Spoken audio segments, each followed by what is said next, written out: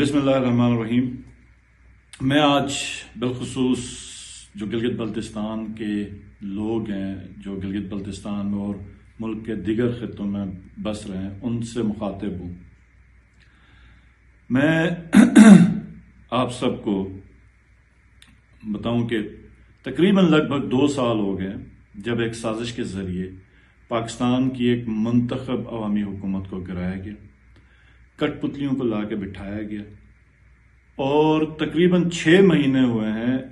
یہی کارروائی گلگت بلتستان کے اندر کی۔ یہاں کی عوامی منتخب جو حکومت تھی اس کو گرایا گیا، لوگوں کو ڈیفیکشن پہ، پارٹی بدلنے پہ، وفاداریاں بدلنے پہ مجبور کیا گیا۔ AJK میں PTI کی حکومت ختم کر دی گئی، اور اس پورے سلسلے میں پچھلے 2 سال میں جو چیز مشاہدے میں آئی وہ یہ ہوئی کہ مہنگائی 40% بڑھ گئی، غریب کا جینا مشکل ہو گیا، عام آدمی کو بچوں کی فیسز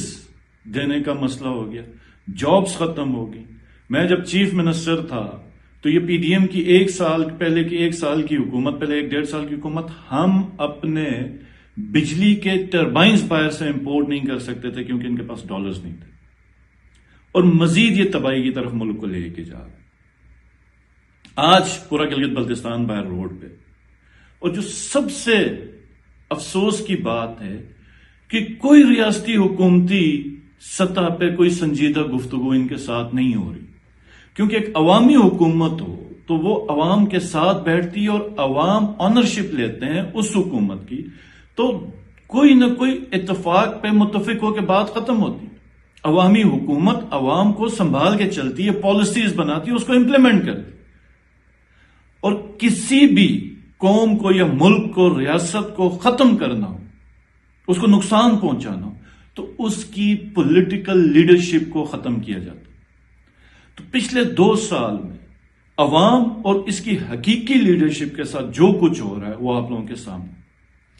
اب پوری پاکستان جو ہے، پاکستان کی ساری عوام اپنی ایک غیرت کی جنگ لڑ رہی ہے، ملک کی غیرت کی، قومی حمیت کی، اور اس ریاست کی ایک جنگ لڑ رہی ہے، حقیقی آزادی کی اور حقیقی خود مختاری کی جنگ لڑ رہی ہے۔ تو میں گلگت بلتستان کے بہت سارے لوگ ہیں، مانسہرہ میں، ٹاؤن شپ میں، KP میں مختلف جگہوں پر ہیں، لاہور میں اور پنجاب کے دیگر شہروں میں، کراچی میں بہت بڑی تعداد میں، پنڈی میں، اسلام آباد میں، اور جہاں کہیں پر بھی گلگت بلتستان کے لوگ ہیں اور ان کے ووٹ رجسٹر ہیں، ان سب کو میں ریکویسٹ کروں گا کہ آپ سب نے نکلنا ہے اور پاکستان تحریک انصاف کے نامزد امیدوار کو ووٹ کرنا ہے، اور پاکستانیوں کے ساتھ، سب پاکستانیوں کے ساتھ کندھے سے کندھا ملانا۔ اور یہ بھی یہاں پہ بات بتاؤں کہ اس وقت حکومتی سطح پہ، ریاستی سطح پہ یہ کوئی سوچ نہیں ہے کہ یہ جتنے بھی لوگ نکلیں ان سے کوئی بات ہو۔ یہاں پر فکر یہ ہے کہ PTI کے کہیں کینڈیڈیٹ باہر نکل کے کیمپین نہ کریں، کہ کہیں خالد باہر